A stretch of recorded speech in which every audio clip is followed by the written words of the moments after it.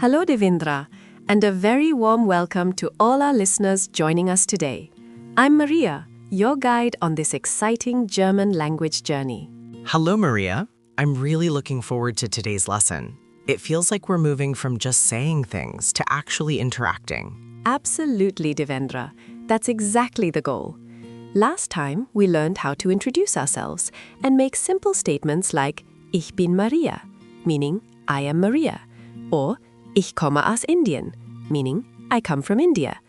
We built a foundation of basic vocabulary and sentence structure. Today, we're taking a massive leap forward by learning how to ask questions, because what's a conversation without curiosity, right? That's so true. I've been thinking about how to ask for things when I travel, and just saying a word with a question mark in my voice doesn't always cut it. You've hit the nail on the head, Devendra. Today, you'll learn to turn your German statements into genuine questions, allowing you to engage in real conversations. We'll master two essential patterns: yes-no questions and W questions. That's your who, what, where, when, how, and how much.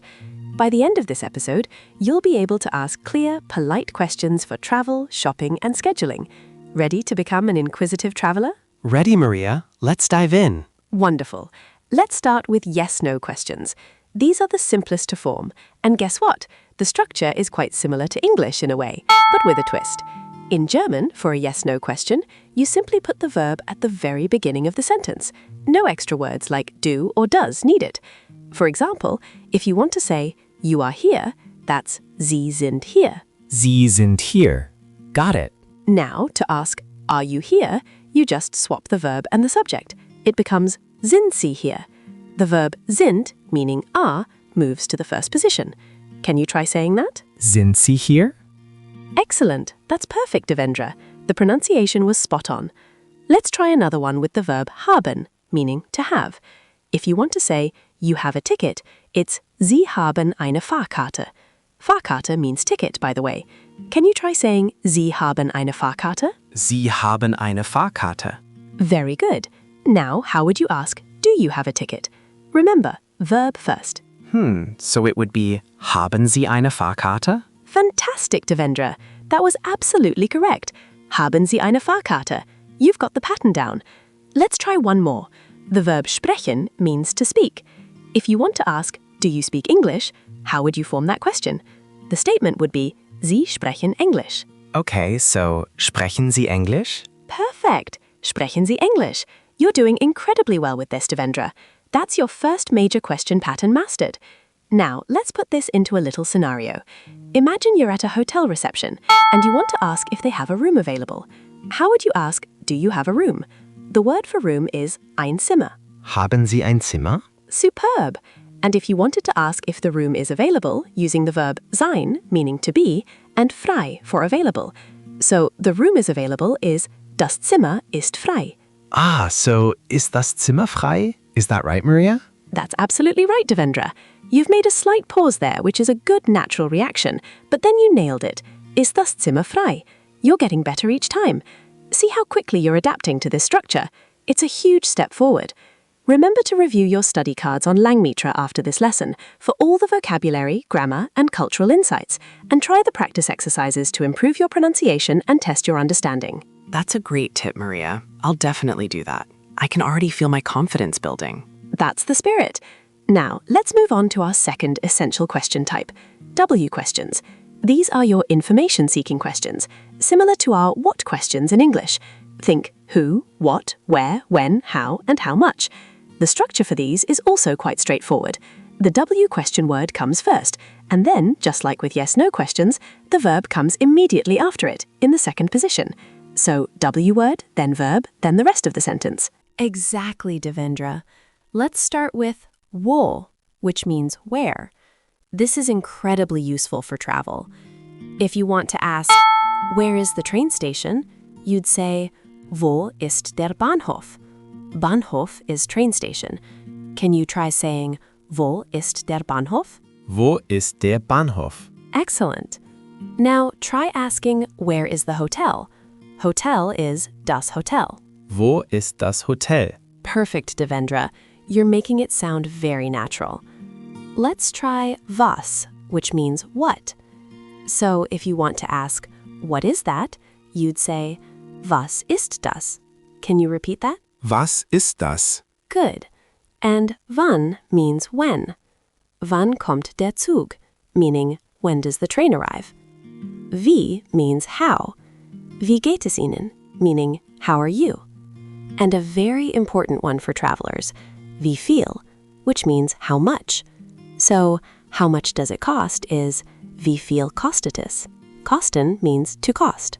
Wie viel kostet es? Very good. Let's practice that again. Wie viel kostet es? Wie viel kostet es? That E sound in wie is a bit tricky, but I think I got it. You're doing great, Devendra. That was much clearer than your first try. The E in V is a long E sound, like in see. Keep practicing that and it will become second nature. Now you have a whole toolkit for asking for information.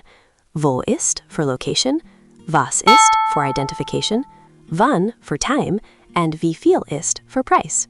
This is really helpful, Maria. It feels like I can actually start asking things now, not just guessing. That's the power of learning questions, Deventa. It unlocks so much. Now, let's delve a little into cultural nuances. In German, communication can often be quite direct. When you ask a question like, wo ist der Bahnhof?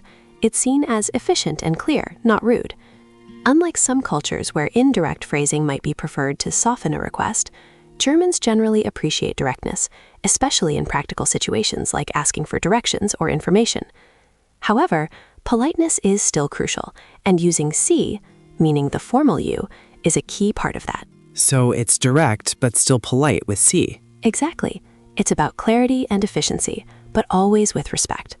For instance, if you're asking a stranger on the street, you'd always start with Entschuldigung, meaning excuse me, and then use the Sie form.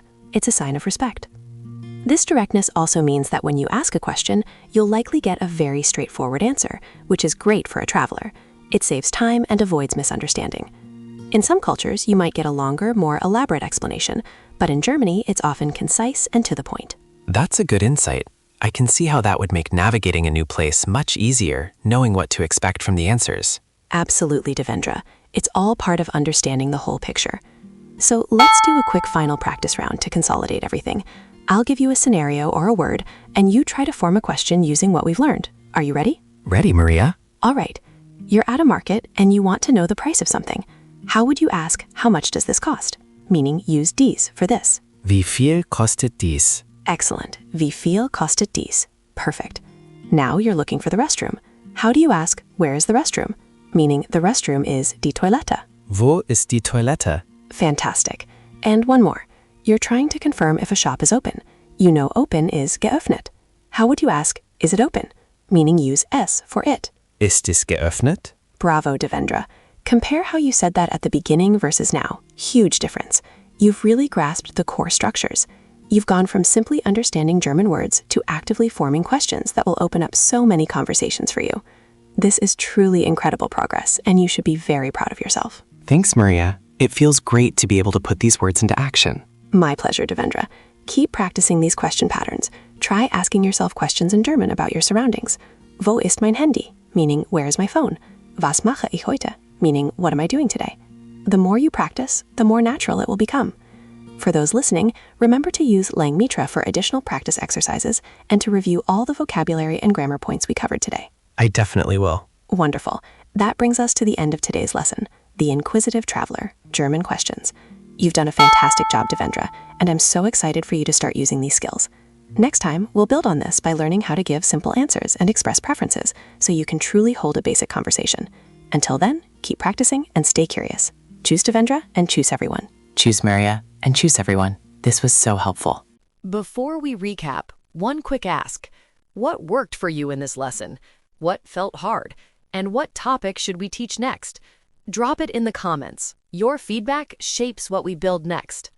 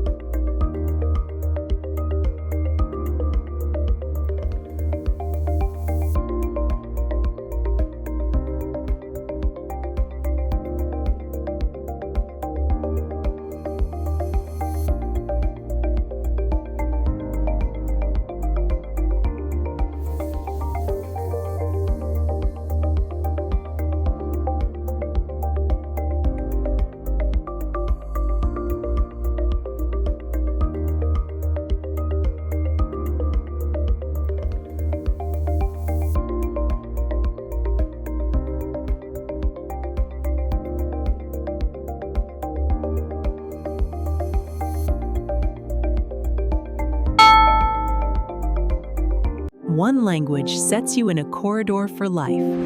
Learn language with podcast. Subscribe.